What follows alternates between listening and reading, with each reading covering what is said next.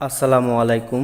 Brand ফন্টের name তো এখানে মনস্টার আর্ট, নেকজা Bolt, Mont, Metropolis, Lato, Railway, Gotham, Noto Sans, Ubuntu এগুলো মূলত ব্যবহার হয় brand related logo, business logo, company logo, apps logo, modern logo, minimal logo, sometimes real estate logo etc. এসেক force, ethnocentric, good times, marshek demi, montaban.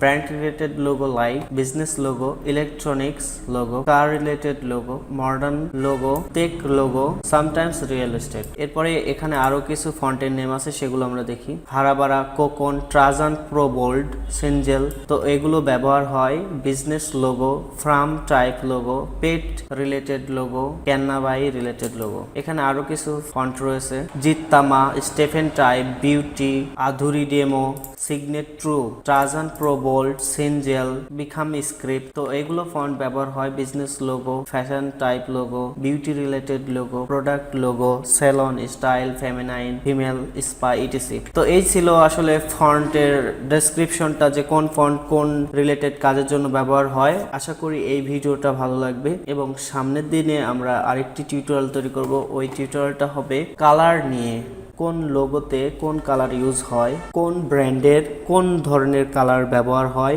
Real এস্টেটের কেমন colour দরকার হয়, বা apps লোগোতে কেমন কালার দরকার হয়, বিউটি রিলেটেড লোগোতে কেমন colour দরকার হয়, এভরিথিং ডিসকাস হবে সামনের টিউটোরিয়ালে।